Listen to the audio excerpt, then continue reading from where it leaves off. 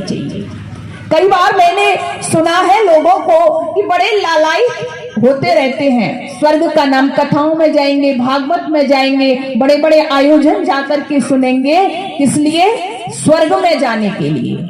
ये स्वर्ग शब्द है ना अपने आप में बड़ा विशेष है। क्यों जी, आप सबकी भी इच्छा होगी भाई स्वर्ग में सब जाना चाहते हैं, लेकिन कुछ लोगों ने जो मतावलंबी है उन्होंने स्वर्ग की अलग अलग परिभाषाएं दी दी।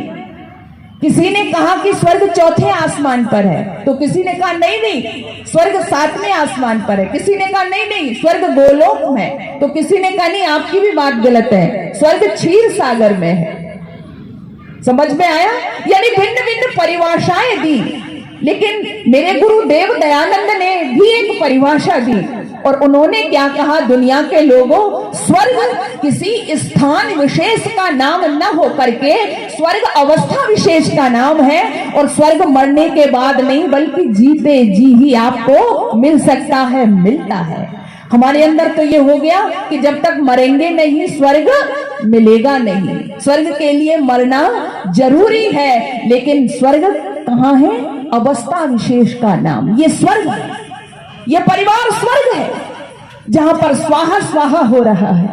ये परिवार स्वर्ग है जहां पर ऐसी हमारी विदुषी बहनें वेद की ऋचाओं का गान कर रही है। ये परिवार स्वर्ग है जहां पर विद्वानों के आवागमन से क्या हो रहा है? धूली हो रही है, उनके पैर पड़ रहे हैं। ऐसे घर कोई तो किसने कहा? आपने पढ़ा होगा, स्वाध्याय किया होगा, महर्षि चाणक्य ने तो कहा यही घर घर है, यही घर घर है जहां पर वेद मंत्रों का स्वाध्याय होता है, स्वाहा स्वाहा की ध्वनि गूंजती है और ब्राह्मण अतिथियों का सत्कार होता है। बाकी क्या कहा उन्होंने? घर भी नहीं माना। क्या कहा? वो तो शमशान तुल्यानि गृहाणि तानि, कहा वो घर नहीं है, वो क्या है? वो शमशान है। अब आप खुद देख लीजिए, आज यही हो रहा है। पहले जब शादी विवाह होता था, आज भी, ये तो आज भी लिखते हैं, मैंने देखा है, जब निमंत्रण कार्ड आता है तो उस पर क्या लिखा जाता है? हमारे पुत्र या पुत्री का विवाह धूमधाम के साथ, है ना? धूम और धाम। अच्छा, आज धूमधाम है क्या?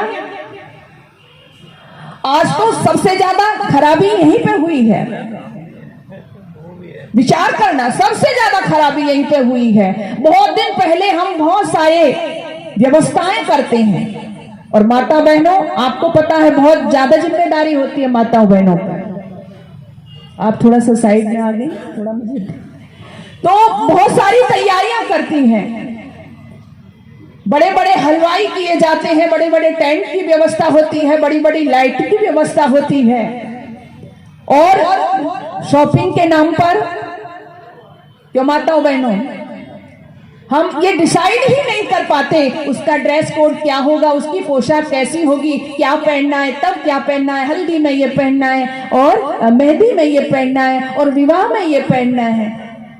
इसकी भी बहुत दिन पहले हम एक लिस्ट बनाते हैं, और उससे और आगे और भी हम अपने शरीर को सुंदर बनाने के लिए भी न जाने नए नए आजकल बहुत सारे क्या बोलते हैं उनको, पार्लर, है ना, तो उसका काम और बढ़ गया है। लेकिन जो बात मैं आपसे कहना चाहती हूं, जहां हमको समय देना चाहिए था, कौन सा? जब विवाह होता है तो उसमें विवाह संस्कार का प्रमुख स्थान होता है, लेकिन वहां मैंने कई बार देखा है कि वहां का सामान तो माता पिता भूल ही जाते हैं, जल्दी जल्दी में जी भूल गए, चावल तो लाए ही नहीं, सामग्री छूट गई, और पूरा समय निकाल देंगे हम किसमें? भोजन करने में। और एक सबसे ज्यादा मुझे आश्चर्य होता है, मैं कभी कभी सोचती हूँ बैठ करके कि आज पूरा विवाह किस पर निर्भर हो गया है, सारा समय कहाँ? ये नाचने वाली जो प्रथा चली है। यहाँ पर कुछ वृद्ध लोग भी बैठे हैं, आपने भी अपना जमाना देखा होगा, मैं बहुत बैठती हूँ अपने जो हमारे वृद्ध लोग हैं उनके पास में। पहले तो ऐसा नहीं था।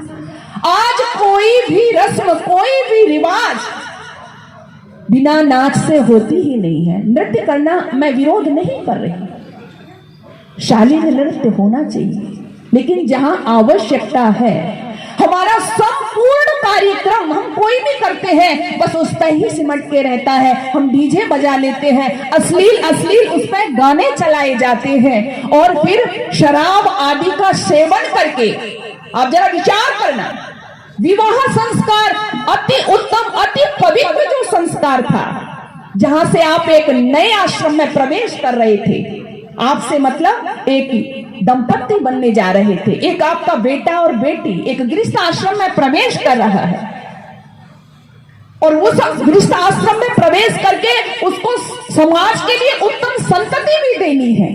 लेकिन वहां किस तरह से वो प्रवेश कर रहा है, वहां का माहौल क्या है। जब विवाह संस्कार होते थे तो मैंने गांव में, पता नहीं इधर आपकी तरफ रिवाज है या नहीं है, मैंने देखा था गांव में कि जो हमारी बूढ़ी माताएं बहनें थी वो कहती थी कि देवताओं को बुला के लाओ, देवताओं का आह्वान करके लाओ।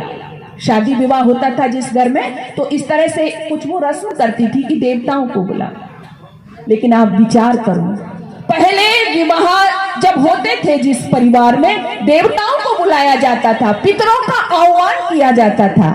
और आज जहां पर क्या होगा, शराब होगा, मद्यपान होगा और पूरी अश्लीलता का वातावरण होगा, वहां देवता आएंगे जी? बोलो, वहां देवता आएंगे? नहीं आएंगे। तो हमने इतने पवित्र जो हमारा स्थान था, पवित्र जो संस्कार था, उसको भी किसमें तब्दील कर दिया?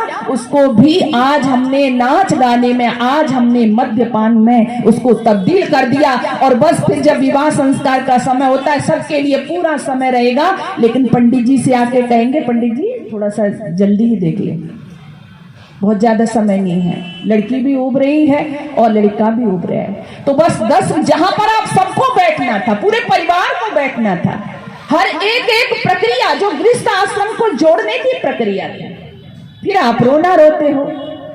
मैं कई बार समाज में जाती हूँ, मिलती हूँ लोगों से और मुझे आश्चर्य होता है, आजकल विवाह महीना नहीं होता, 2 महीने नहीं होते और मैंने माता पिता को रोते देखा है, क्योंकि बेटी तलाक के लिए तैयार है, बेटा तलाक लेना चाहता है, दोनों मिलकर के गृहस्थ आश्रम में रहना नहीं चाहते और बुजुर्ग माता पिता आंसू बहाते।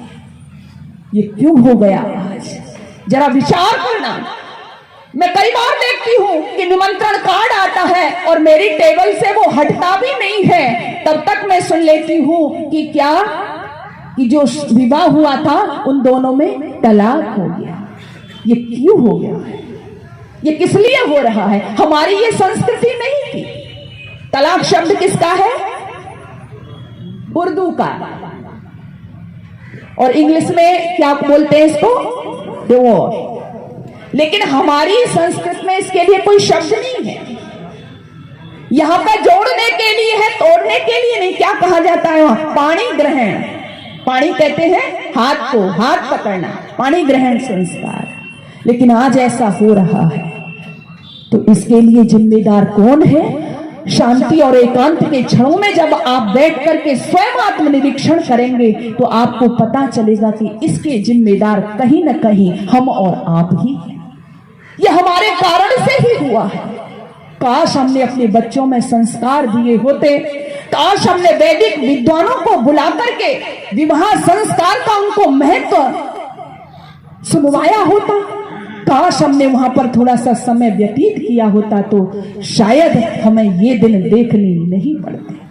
आज मैं कई बार सोशल मीडिया पर देखती हूँ, आज जो फेरे होते हैं वो भी कई बार नाच में मैं एक देख रही थी, कहीं का दृश्य था, वो भी गाने बज रहे हैं और जो फेरे हो रहे हैं वो भी डांस के साथ हो रहे हैं। कितना नाचेगा भारत, कितना नाचेगा? बूढ़ा छोटा बड़ा हर कोई अपनी मर्यादा, अपनी गरिमा भूला हुआ है। इसलिए आइए हमें संभलना है, हमें जगना है। बहन जी मुझसे निवेदन कर रही थी कि आज जो आवश्यकता है, पता नहीं आप क्या बोलेंगी, लेकिन आप उसी के अनुरूप जैसा हमने आपको सुना है वही आप विषय रखिएगा। मैं विषय कहीं से भी पकड़ लूं, मैं विषय कहीं से भी उठा लूं, लेकिन वो विषय आज की जो वर्तमान परिस्थिति है उसके अनुरूप ही बैठता है। आज हमारे घरों में यज्ञ नहीं है, आज हमारे घरों में भगवान की भक्ति के लिए समय नहीं है। पहले सायंकाल छोटी सी बच्ची अभी संध्या के मंत्रों का वाचन कर रही थी, लेकिन ये कौन सिखा सकता है? उनके दादाजी ने सिखाए, उनके पिताजी ने सिखाए। लेकिन जब हम सिखाने के लिए ही तैयार, अगर उन्होंने सिखाया तो आपने खुद देखा, उदाहरण सामने है। उस बच्ची को सिखाया तो बच्ची ने सीखा कि नहीं सीखा? आप खुद बताओ। बहुत से लोग मेरे पास आते हैं, बहन जी आप ही कोई उपचार बताओ, मेरा बच्चा तो गाली बहुत देता है, मेरा बच्चा तो मेरा कहना ही नहीं मानता है, मेरा बच्चा तो मेरे अनुरूप चलता ही नहीं है। अब आप स्वयं सोचिएगा, बच्चे कहना नहीं मानते, बच्चे गाली देते हैं, बच्चे आपके अनुरूप नहीं चलते, इसमें दोष बच्चों का है। जरा विचार करिएगा। मैं आपको दोषारोपण नहीं कर रही, बस मेरे हृदय की कुछ वेदना आपसे मैं शेयर कर रही हूं। काश हमने अपने दायित्व को समझा होता। ऋषि दयानंद ने सत्यार्थ प्रकाश में जो इंगित किया, सबसे पहला गुरु किसको कहा उन्होंने? मातृवान, मां को कहा। मां की जिम्मेदारी बहुत है, और वो मां जब अपनी जिम्मेदारियों को भूलने लगी, जब से अपनी जिम्मेदारियों से हटने लगी, तभी से समाज में बिगाड़ शुरू। मां की बहुत बड़ी भूमिका हुआ करती थी, लेकिन मां का क्या हुआ कि जो मां निर्माण करती थी, निर्मात्री थी, आज वो मां उससे ज्यादा समय किसको दे रही है? बहनों बुरा मत मानना, आज हमारा अपनी संतान पर ध्यान देने से ज्यादा समय कहां व्यतीत हो रहा है? खुद के सजने संवरने के लिए।